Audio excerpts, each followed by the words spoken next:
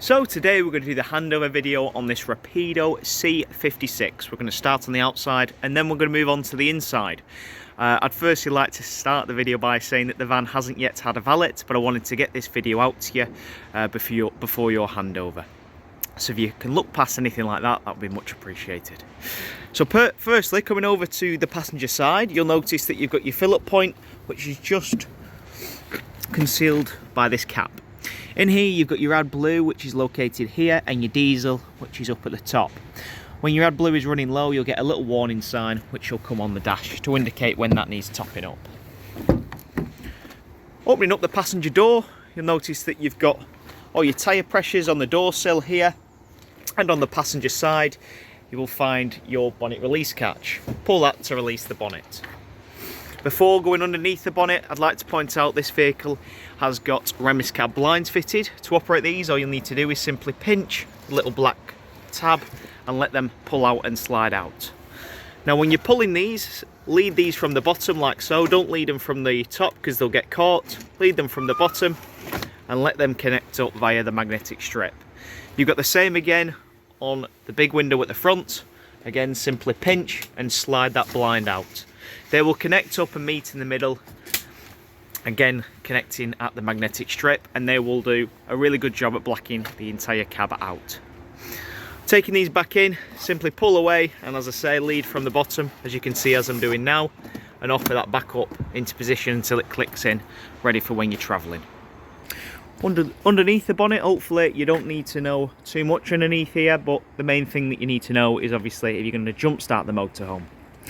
If you do need to jump start the van, you've got a little negative terminal here as indicated by the sticker above that, and your positive terminal is just located underneath here, just that little tab there.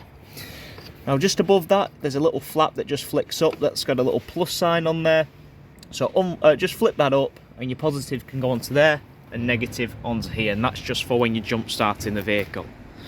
To point out a couple more things whilst the bonnet's open, you can see that you've got your engine oil here along with your dipstick which is below that. You've then got your brake disc fluid, your engine coolant, your power steering fluid is then next to that, and then finally right in the corner there you've got your washer fluid for the front windscreen. Moving around to the side of the motorhome, you'll notice this vehicle has been fitted with a full Omnistor awning. I will send you a separate video showing you how that can operate.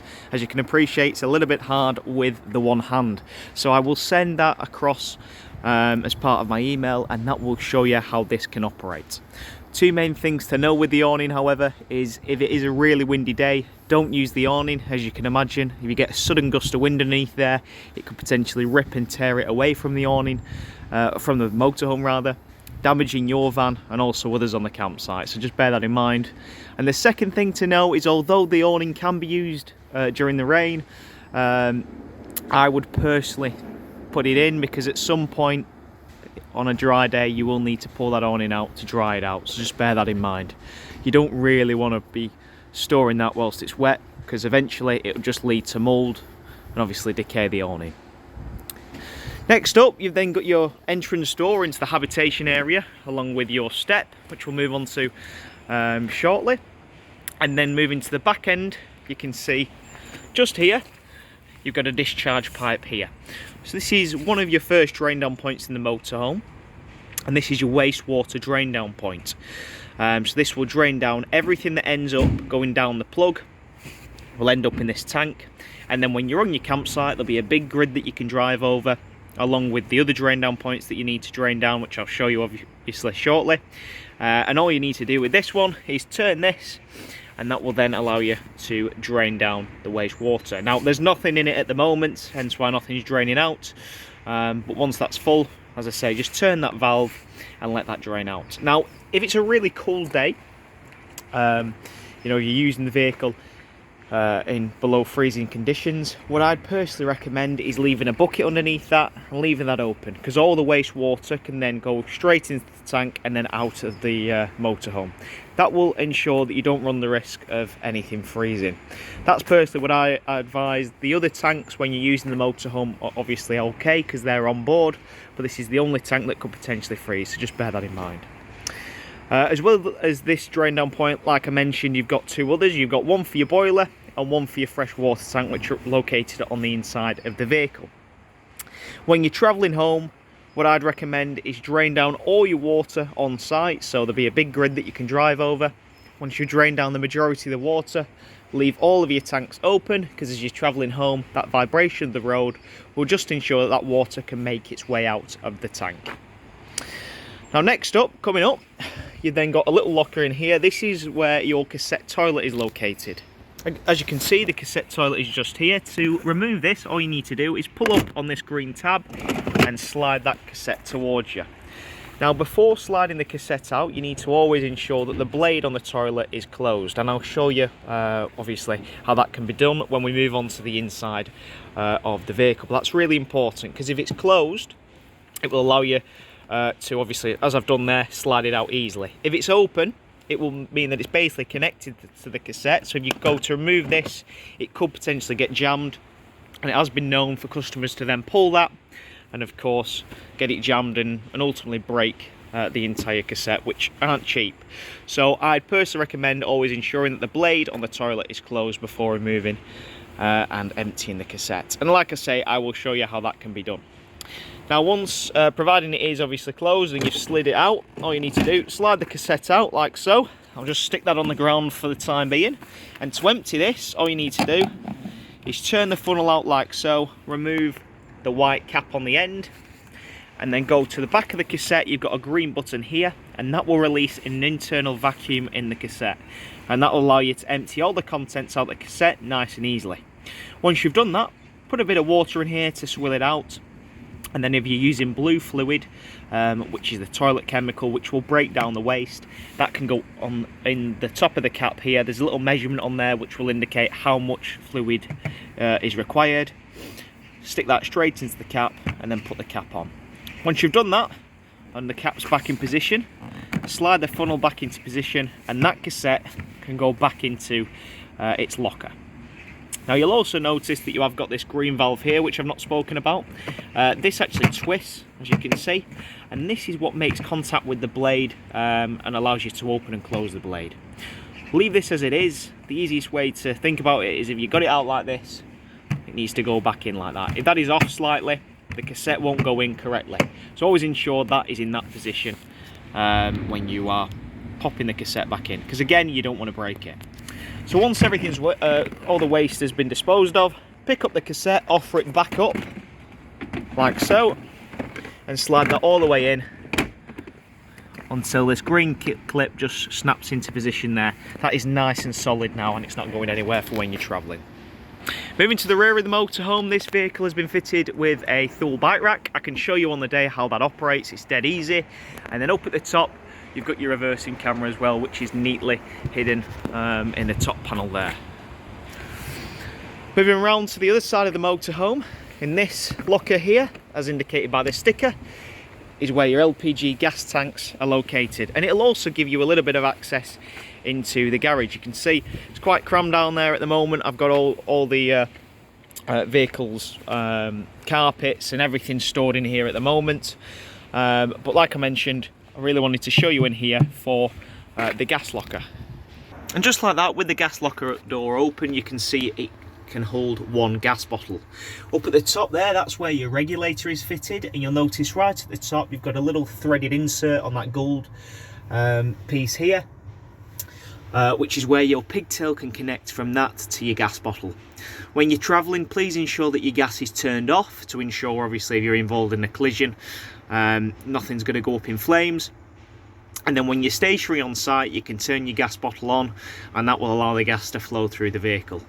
Turn your gas on just at the bottle on the top. And as I say, if you bring a gas bottle with you on the day, I will happily get that connected up for you.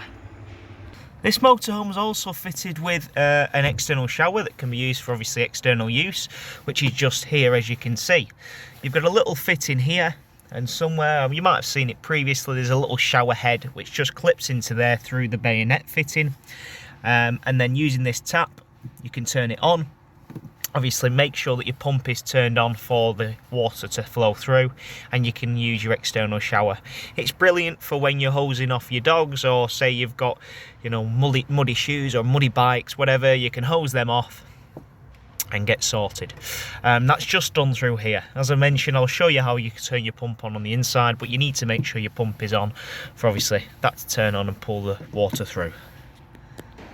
So moving on, you've then got the Truma chimney. Basically, this is just a little vent for your heating on the inside. Just give that a bit of a wide berth. It can get quite hot, that, so just be mindful. Next to that, you've then got your 230 volt hookup point. So when you're on your campsite, you can hook up to 230 volt. That will charge your leisure battery, but also allow you to use your 230 volt appliances on the inside. So that goes for microwaves, 230 volt plugs, anything like that. And then next to that, you've got your fill up point for your fresh water tank. So all you'll need is your key to unlock this. That flap then can then come off, and then using a food grade hose pipe, you can then fill up the fresh water tank. Fill that all the way up until it's overflowing, stick the cap back on, and then you can move on to your pitch. And then you can begin pulling the water through, which, as I say, I'll show you shortly. I personally recommend using a food grade hose pipe when filling this up. It just means no bacteria will end up in the tank. And obviously when you're filling this up, you need to make sure that drain down point is sealed to ensure it doesn't start draining down out of the underside of the van. Okie dokie, so that concludes the outside of the motorhome. We'll now move on to the inside. So moving straight through to the inside of the van, just on your left hand side as you walk through, you are greeted with your main control panel for the motorhome and also the control panel for the heating system. So firstly, the control panel for the motorhome is dead easy. You've got this green button here. If I hold that, that will turn everything off. That is the main isolator button for everything in the van. Hold that back on and you can see your lights in the vehicle will then turn on. You've then got your 12 volt button here. Turn that on and off. That will basically allow you to turn just your lights off and everything 12 volt in the van. You've then got your pump button. So click that to turn the pump on. Now, the only time you should run your pump, obviously, is if you've got fresh water in the tank. Never run the pump without any fresh water in, because over a prolonged period, that will then just eventually burn your pump out. So only run the pump when you've fresh water in the tank.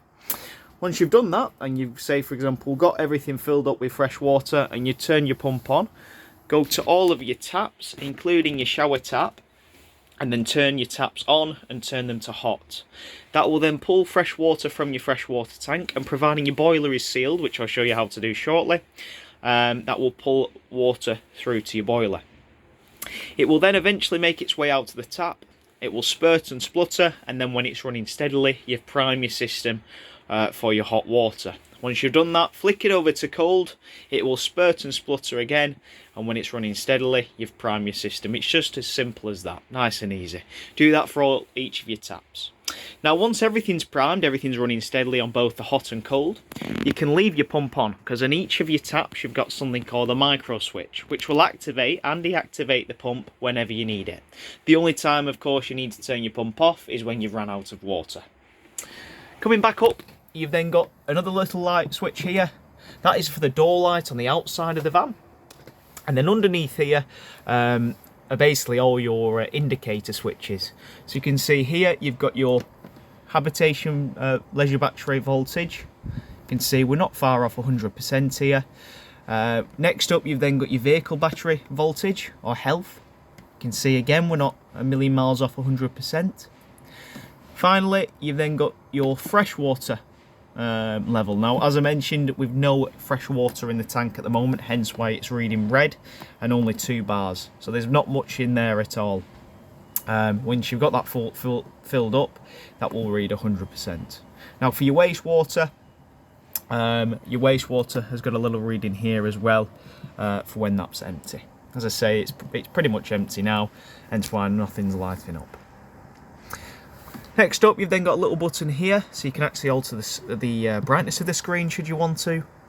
And finally, just want something to mention, when you're plugged into 230 volt electric, this little plug icon will light up. There'll be a little button that lights up next to it to indicate that the vehicle is receiving 230 volt charge.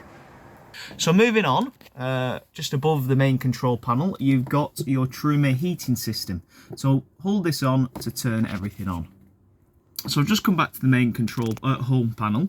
Everything below the line is what you want to select, and you can see you've got this little dial to flick through the options.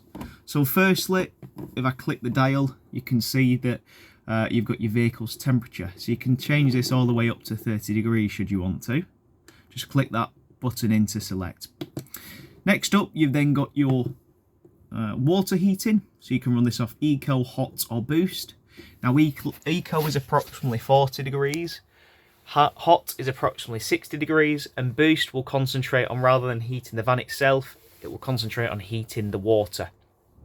In most instances you'll just run it off Hot, but in them really cool days you might want to stick it on Boost. Next up, you've then got your fuel button.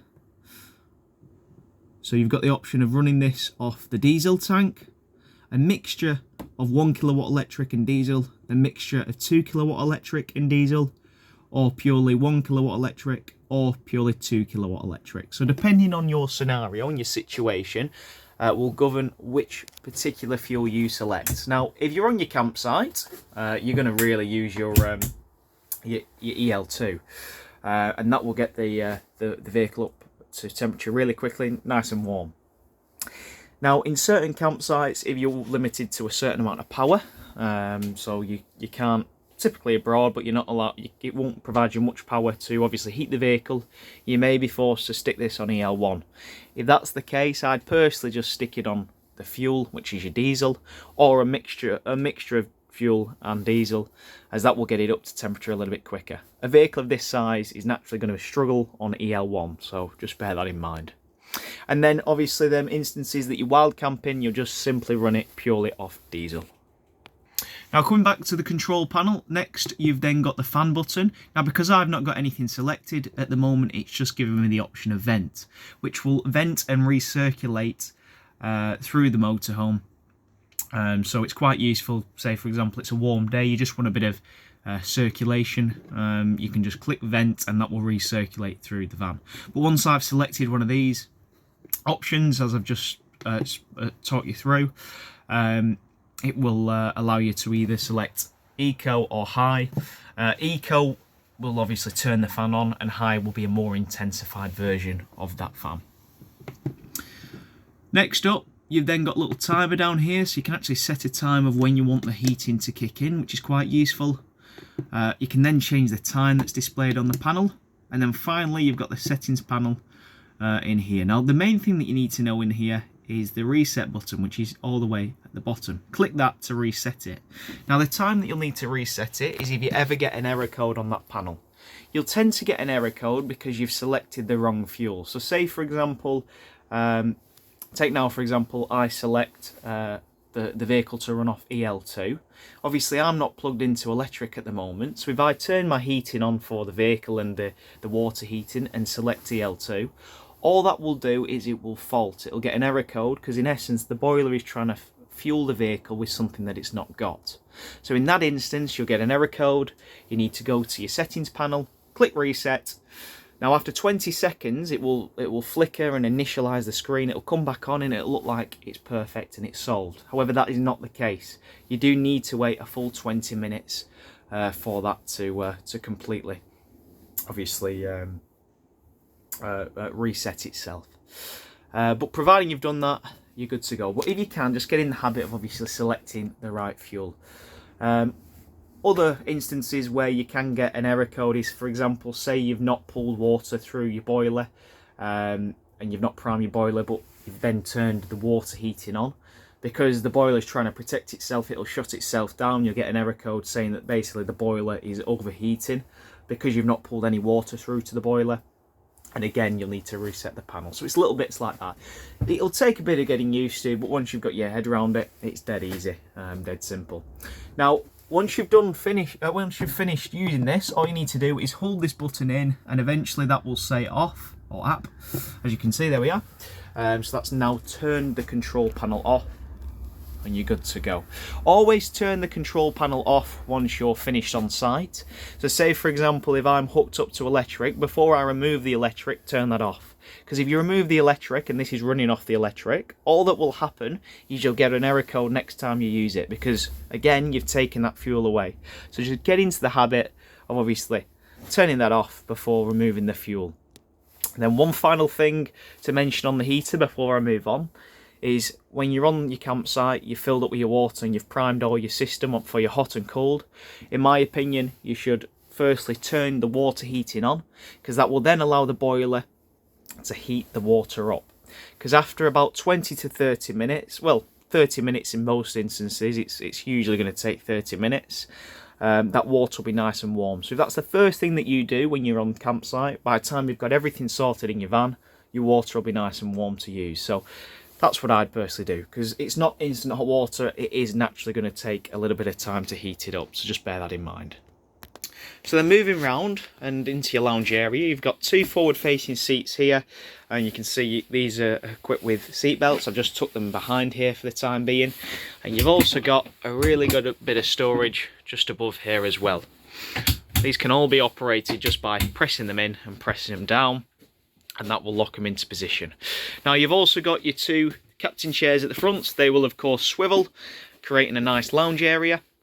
And you've also got this pull-up point here, which creates a nice seat. So if there's a view of the van, you can pull that up, that'll hinge outwards, and that will allow you to sit down there. As I say, giving you a little bit more space. Now, if you are using this as a travelling seat, you can see this is currently set up as an L shape. Again, similar to that, that will hinge down, and it will allow whoever's sat here, their feet to be sat in that position, so it's nice and safe for when you're travelling. Now, for the purpose of today's video, I will show you, if you want, how this front section turns into a bed when we're on the handover. But as I say, for the purpose of this video, I just want to try and keep it nice and condensed and just give you all the main points and relevant information in today's videos. But if you do want me to show you how this works, just mention it on handover and I will show you. But just to quickly talk you through it, your table drops down like I've done there, filling that area. You've then got two infill pieces which are in the back currently. They slot into here, and then of course you'll have your cushions that then infill and will allow you to sleep to here. It's quite a small bed. It's probably more of a you know, an occasional thing if you need it, but it will allow you to sleep to additional guests should you need it. And as I say, you'll sleep across like so. But as I mentioned, if you do want me to show you that on the day, I will happily do so. Now you can see I've just removed the cushion here because I just wanted to show you where the fresh water tank is actually located should you ever need to access it. You shouldn't, but you can see that your pump is just here and your fresh water tank is just located around that. You'll notice you have got these caps here that can be twisted and pulled off if you ever want to wash the inside of the tank out. I personally don't recommend drinking out of the fresh water tank, so in that case there's not really much need to actually clean this tank out. Obviously if you're boiling the water or you're washing in the water, it's not a problem because it's just a fresh water tank. But to actually directly drink out of it, I'd personally take bottled water if I was you. But I just wanted to point out where your fresh water tank was located. Rightio, next up, moving on from the lounge area, we're going into your kitchen area. So you can see that you've got your hob, which is here, underneath this handy cover. Above, you've also got a little bit of storage, as well as an extractor fan underneath. And you've also got this additional worktop piece here, which actually pulls off, and that can actually connect to this little rail underneath, and that will allow you to have a little bit more worktop space should you need it. You've also got your sink, which is next up, along with your oven and grill, which is just below. Now you can see that you've got your fridge, which is underneath your hob, and with the fridge open you can see you've got your freezer at the top. And the fridge makes up the rest of the unit. This is a compressor fridge, so this will just run off 12 volts, so you don't need to select a fuel or anything like that, just leave that as it is, and as I say, that'll run off your leisure battery. Now one thing with the fridge, if it is cold, it does a really good job, so if you've got cold things, put them in there. If you've got frozen things, stick them in the freezer, because it does a really good job at maintaining the temperature, but it can struggle at times, especially in the hot weather, at getting things down to temperature. So it does a good job, as I say, of maintaining it. So put frozen things in the freezer, cold things in the fridge, and it'll run really efficiently. Before I move on from the kitchen area as well, I just wanted to show you, I've just pulled this this cupboard out. To do that, you click this button up here that unlocks everything, which is dead handy, because when you're travelling you can put it on lock so it doesn't fling open. But I just wanted to show you underneath here, you'll notice that you've got two gas valves here. The little grey taps.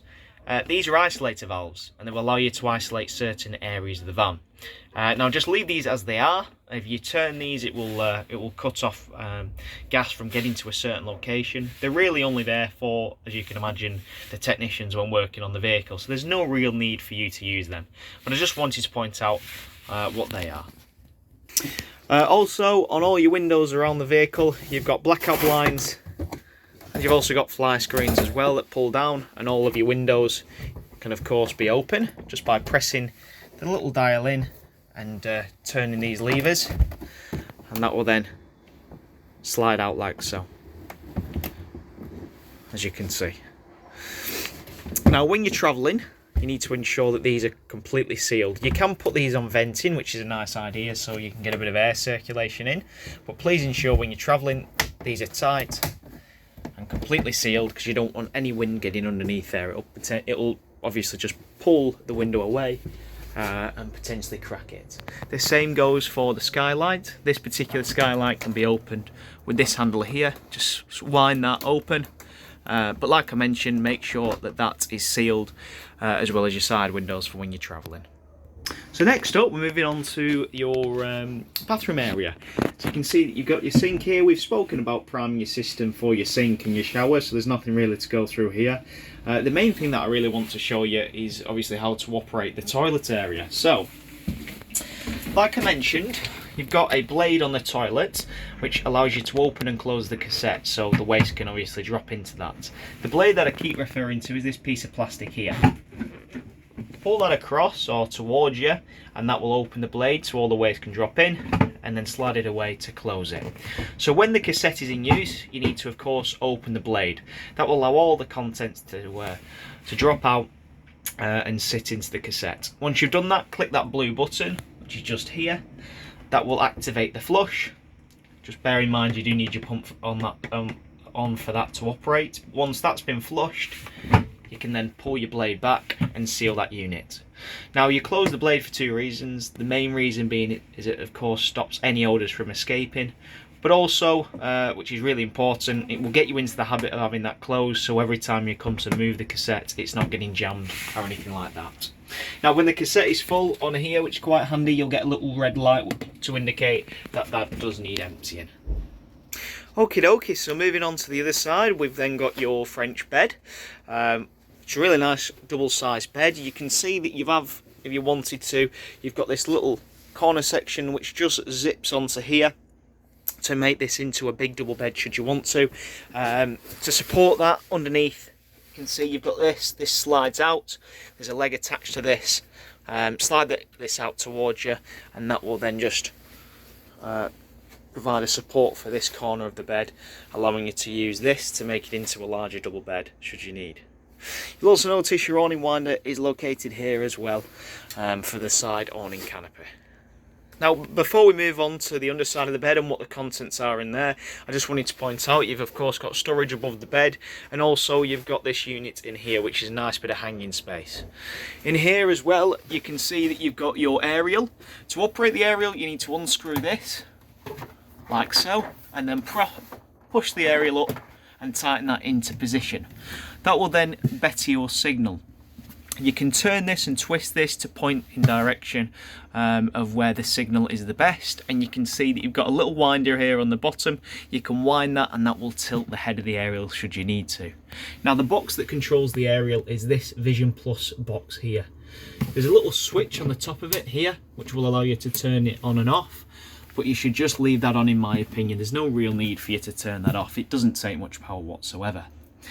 You can see there's a little light. Now when it's glowing green, it means that you're getting a good signal. When it's glowing amber, you're not getting the best of signals, and of course when it's glowing red, you're not getting a good signal whatsoever. So you want to really ideally be aiming for green with that, and that's the whole point of this. You can obviously twist it round and try and find the best signal. When you're travelling, a little bit like your windows, you do need to check that these are of course this is of course down, so slide that and then pull that aerial down into position. And you can see just by doing that, that light has changed slightly. It's a little bit difficult to see on the camera, but that's changed from a green light to a slightly amber light to indicate that the signal isn't as good. And then next up, right in the corner, I believe that is for your solar panel. That's a solar panel regulator, which will just regulate how much charge is going into your leisure battery. Just wanted to show you beyond this as well, you've got a TV bracket fitted. To operate this, simply press that metal clip forward and slide the bracket out, and your telly can go on there. It can either be viewed from in the back, or if you swing that round from the front. And that just slides in. Again, make sure that that's clicked in like so for when you're travelling. Okie dokie, so what I've done, I've just done this, you can see I've just turned the bed frame up, just to allow you a little bit of an easier view as to what's going on underneath here. So you can see that actually is where your garage connects to. You can access it from the top, which is quite handy. But I've mainly done this just to show you where all your electrics are located. So you can see that here you've got your leisure battery. You've actually got two located in this motorhome, which is really good. So you've got two Bonnet batteries which are wired up. For your batteries, just leave them as they are. They don't really need to be messed with. Just leave them as they are. Obviously, if they do need changing at some point in their life, a technician could do that, and they're nice and easy to access. You've also got a big fuse switch here, which is where that's located, and you can see your boiler is located above that. Now, you've also got some more fuses and basically the RCD breaker just on the other side of that. So if I just jump into the back here, you can see that you've got some fuses here, and also where your fuse box is located, and then your RCD breaker, which is just here. So if the vehicle trips, you can come to this point. If the vehicle's blown its fuse, you've got all your fuses here, and then you've got some really important fuses as well, which are nice and neatly stored here. So if anything does go wrong, hopefully not, but it's all really nice and accessible should you need to access it, so it makes it dead easy. There's also a little light here as well too, which just improves obviously when you get into these bits. I'd personally recommend taking some spare fuses with you. They are just normal generic fuses, but if anything trips or blows, you've then got a spare fuse just in case you need it. So it's dead easy, dead simple to just replace. Now, coming back to the locker underneath here, which had the two leisure batteries in and the boiler, I wanted to show you finally your final drain down points. So you can see that you've got two in here. A little bit difficult to see on the camera, that's a little bit better. So you've got this one here, which is connected to the boiler, and then you've got the drain down points just below there, or behind there rather, which is linked to the freshwater tank and also the boiler. So firstly, these little switches here, in the up position they are open, so that will drain down your fresh water tank. In the down position, just like so, and I'll flick the other one down, they are now sealed and good to use, so you can pull all your water through. So when you're filling up your tank, make sure that they're down. On basically when the vehicle is in use, flick them down, and then when you finish using the tank or using the vehicle, flick them up like so, and that will drain down all the water in the fresh water, and the red valve will drain down all the water which is stuck in the pipes, which has been pushed on beyond the boiler. Now, if you want to drain the actual boiler itself, you can see that you've got a little valve here. So I've just come round, put a bit of light on it as well, just so it's going to be a little bit easier. But yeah, this is for the drain down point for the boiler. Now, this is called a frost protection valve. It's really important. At the moment, this frost protection valve is open.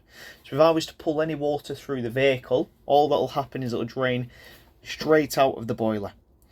So all you've got to do to seal this is turn that diamond valve or diamond just across so it's pointing to the back. You'll notice the black nib on the inside is popped down, and there's a blue button on the side here. Press that in so it's flush. You can see that's nice and flush now. That means that boiler is now sealed. Once you've done that, you can then pull all your water through to the boiler. Like I mentioned, do that as soon as you get on site, so you can pull all that water through and give that boiler a chance of heating up the water. To drain this down, and like I mentioned, same goes for your fresh and also your waste. Drain it down when you're not using the vehicle. All you've got to do is turn that diamond across. Once it's pointing across with the black nib up on the inside and the blue little valve, or button rather, which is pinged out on the outside, that will therefore mean that that will drain down the boiler. Now, the reason it's called a frost protection valve is this actually reacts to temperature. There's actually some solution in here which reacts to the temperature, which when it gets to a certain temperature will automatically trip and cause this to drain down. So it's a really, really good idea. It's a good fail-safe. It's designed if you forget for whatever reason to drain down the boiler. If it does get to a certain temperature, it will drain it down for you. Now, that doesn't mean that you shouldn't get into the habit of draining this down. You absolutely should.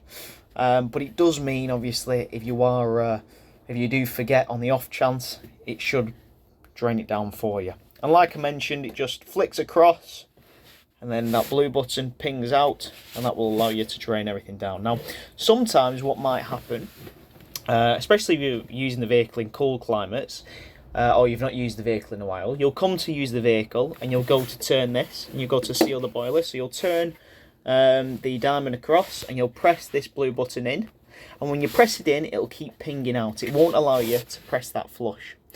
Now, the reason for that is that solution in here that I was telling you about basically thinks that it's too cold to seal the boiler, because it's in fear that the water's going to freeze. So if that does happen, and as I say, it only happens rarely, only when it's really cold and you've not used the van in a while, you need to turn your heating on, not the heating for the water, but the heating for the vehicle, and that will heat this area up. After about 30 minutes, this will be nice and warm. You can then press that blue button in on the side, just like so, so it's flush, and then begin to pull your water through the boiler. So it's as simple as that. Now, for this purpose, I'm going to leave this open, as well as your fresh water drain down points just behind that, so nothing freezes in the van, as it is getting to that time of year. But all your drain down points are all in one area, nice and easy to access. Whilst I've got this pulled up as well, I might as well show you how this slides out, and this is for that corner piece of the bed. This slides out like so. Slide it all the way across. You've then got a leg which is just underneath here, as you can see. Just pull that down. A little bit difficult to do with the one hand, just give me a minute. There we are, eventually done it. So that just pulls it down, and that will then support this. So then when you want to make this into a big double bed, you can do, and this is nice and supported. And just like that, your bed is back into position. Finally, I wanted to show that you've got a 230 volt socket there. Obviously that will only work when you're plugged into 230 volt mains. And finally, just beneath that, you've also got a bit of pull-out storage, should you need it. And that concludes the handover video on this Rapido. I hope you enjoyed.